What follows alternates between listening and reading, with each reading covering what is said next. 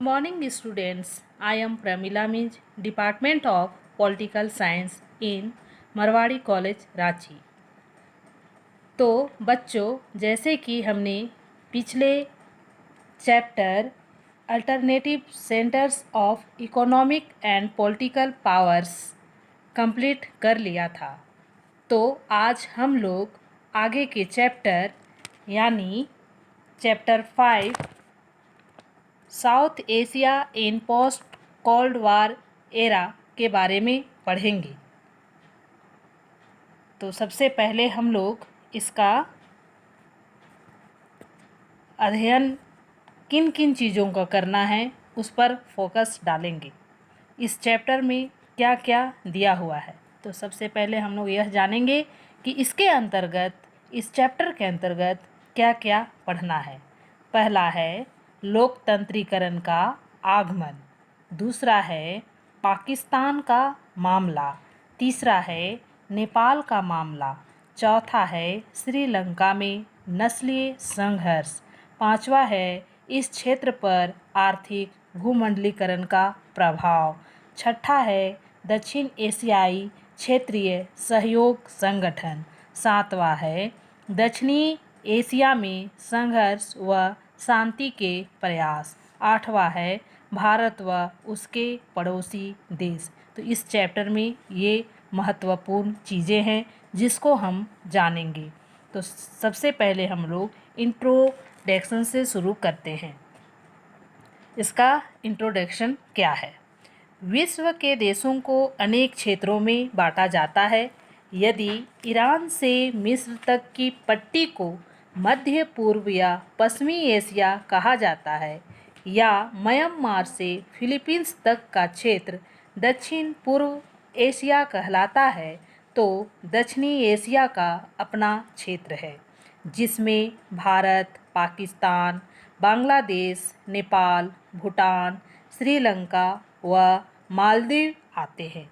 यही कारण है कि जब 1985 में भारत के प्रधानमंत्री राजीव गांधी ने दक्षेस की स्थापना की, तो उसमें इन्हीं 7 देशों को शामिल किया गया।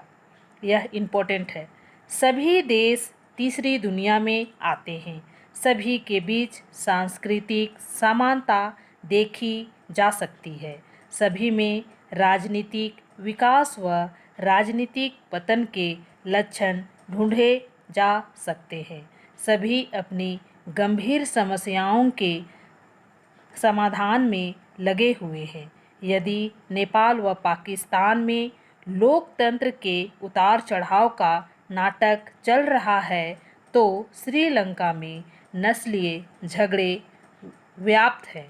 सभी पर भूमंडलीकरण की प्रवृत्तियों का प्रभाव पड़ रहा है। इन्हीं के कारण दक्षिण एशिया की अन्य क्षेत्रों की तरह अपनी पहचान बनी हुई है। तो बच्चों, ये था इंट्रोडक्शन।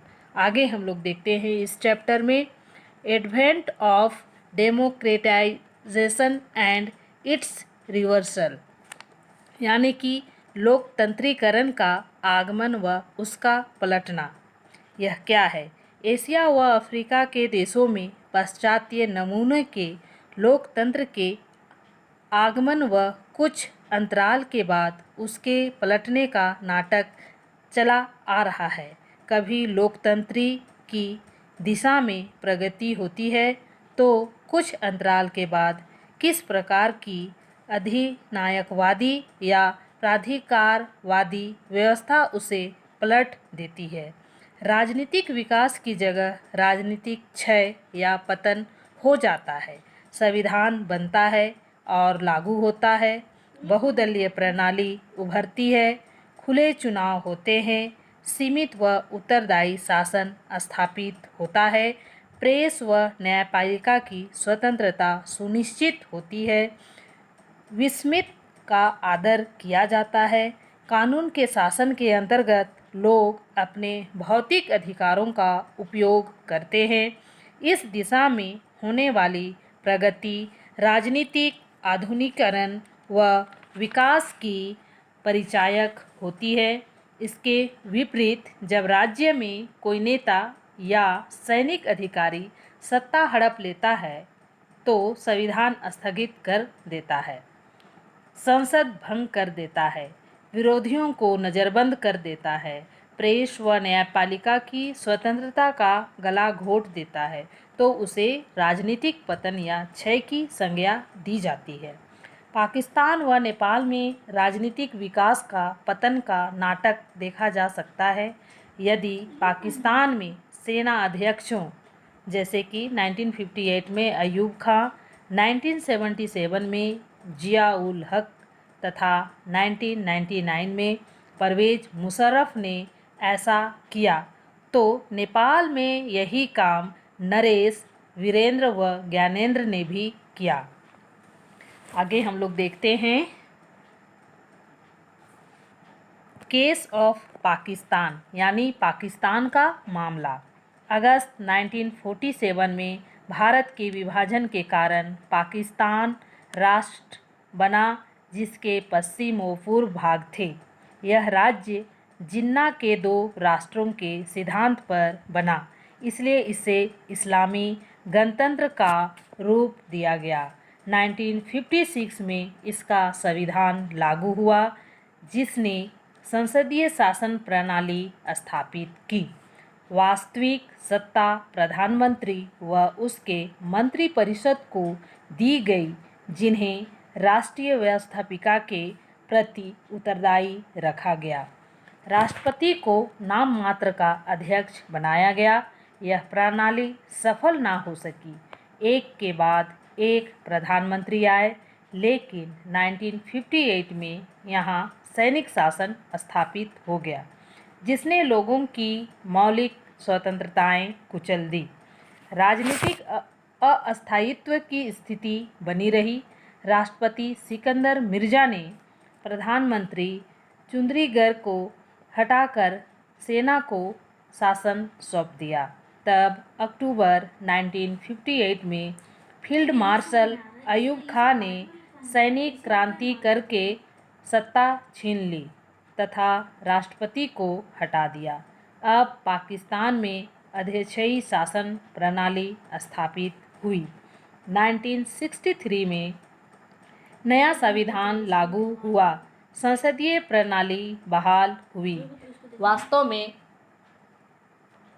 यह सैनिक तानाशाही थी जिसने लोकतंत्र का गला घोट दिया। सितंबर 1965 में भारत के हाथों पराजय देखने से अयूब खां का नेतृत्व गिरा। तब याहिया खां नए राष्ट्रपति बने। 1970 के चुनावों के परिणाम के अनुसार पूर्वी पाकिस्तान की अवामी मुस्लिम लीग के नेता शेख मुजीबुर रहमान को प्रधानमंत्री बनाया जाना चाहिए था, लेकिन राष्ट्रपति ने इस चुनाव को अमान्य कर दिया। बांग्ला बंधु शेख मुजीबुर रहमान ने 26 मार्च 1971 को पूर्वी पाकिस्तान को स्वतंत्र बांग्लादेश में बदलने की घोषणा कर दी। पाकिस्तान का पूर्वी भाग स्वतंत्र राज्य बन गया। पाकिस्तान की सेनाओं ने शेख को गिरफ्तार कर लिया तथा बड़ी संख्या में उसके समर्थकों की हत्या की गई, जिससे घबराकर लाखों लोगों ने भारत के पश्चिम बंगाल, त्रिपुरा व असम में शरण ली। सैनिक शासन ने पाकिस्तान पीपुल्स पार्टी के अध्यक्ष जुल्फिकार अली भुट्टो को प्रधानमंत्री बनाया। दिसंबर 1971 के युद्ध में भारत ने पाकिस्तान को परास्त किया। तब राष्ट्रपति याहिया खां ने त्याग पत्र दिया। अब भुट्टो ने राष्ट्रपति का पद संभाला। 1972 में नया संविधान आया जिसने फिर संसदीय शासन प्रणाली स्थापित की। भुट्टो प्रधानमंत्री बने तथा इलाही को राष्ट्रपति बनाया गया। 1977 के चुनावों में भुट्टो की सरकार ने धांधली मचाई अब सेना अध्यक्ष जिया उल हक ने सत्ता छीनकर भुट्टो को गिरफ्तार किया। कुछ समय बाद उसे मृत्यु दंड दिया गया। एक बार फिर सैनिक अधिनायकवाद स्थापित हुआ, जो 1987 में जिया उल हक की हत्या तक चलता रहा। बच्चों, आज मैं इतना ही बतलाकर इस क्लास को समाप्त करती हूँ। यह जितना भी बतलाया गया वो बहुत ही इम्पोर्टेंट है। आप इसको ध्यानपूर्वक सुने या पढ़ाई करें। आज मैं इतना ही करके समाप्त करती हूँ। Thank you.